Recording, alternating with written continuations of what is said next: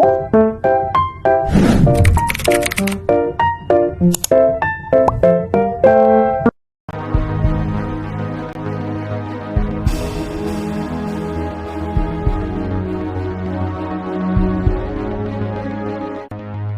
adalah nama satu wilayah di Pulau Jawa yang letaknya berbatasan dengan Jakarta dan pernah menjadi salah satu pusat perdagangan besar di Indonesia pada abad ke-16.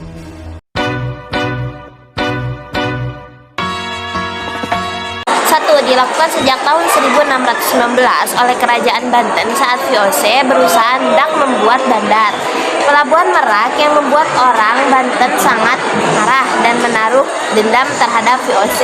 2.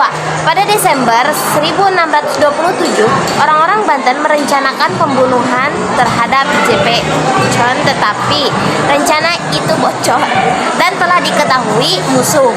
Kemudian mereka mengamuk dan membunuh beberapa orang Belanda. 3. Tahun 1633, ketika VOC bertindak sewenang-wenang terhadap orang-orang Banten dan berlayar dan berdagang di Kepulauan Maluku, maka pecah lagi peperangan antara Banten dan VOC. Orang-orang Banten merasa harga diri mereka dilecehkan. Mereka adalah penganut Islam kuat dan selalu memiliki semangat untuk menegakkan keadilan. Rakyat Banten menganggap orang-orang Belanda adalah orang-orang yang akan merusak tatanan kehidupan di tanah Banten. Pada saat kerajaan Sultan Ageng Tirtayasa, karena tidak ada satu ideologi dengan VOC, maraknya terjadi peperangan-peperangan yang dilakukannya melawan VOC atau kompeni Belanda, baik di darat maupun di laut. VOC sering melakukan blokade yang merugikan Banten. Politik divide et impera. Banten memiliki posisi yang strategis sebagai bandar perdagangan internasional. Oleh karena itu, sejak semula Belanda ingin menguasai Banten, tetapi tidak pernah berhasil. Akhirnya VOC membangun bandar di Batavia pada tahun 1619. Terjadi persaingan antara Banten dan Batavia memperebutkan posisi sebagai bandar perdagangan internasional. Oleh karena itu, rakyat Banten sering melakukan serangan-serangan terhadap VOC. Perlawanan rakyat Banten terhadap VOC dibangkitkan oleh Abdul Fattah, Sultan Ageng Tirtayasa, dan putranya bernama Pangeran Purbaya, Sultan Haji. Sultan Ageng Tirtayasa dengan tegas menolak segala bentuk aturan monopoli VOC dan berusaha mengusir VOC dari Batavia. Tahun 1659, perlawanan rakyat Banten mengalami kegagalan, yaitu ditandai oleh keberhasilan Belanda dalam memaksa Sultan Ageng Tirtayasa untuk mendatangani perjanjian monopoli perdagangan. Tahun 1683, VOC merupakan politik adu domba divide et impera antara Sultan Ageng Tirtayasa dengan putranya yang bernama Sultan Haji, sehingga terjadilah perselisihan antara ayah dan anak. Sultan Haji dibantu oleh VOC ketika mengalahkan Sultan Ageng Tirtayasa.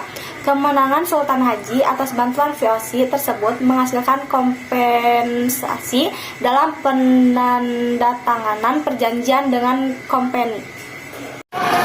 Nama saya Sabila Kesafurni akan membacakan tentang proses perlawanan Banten terhadap VOC.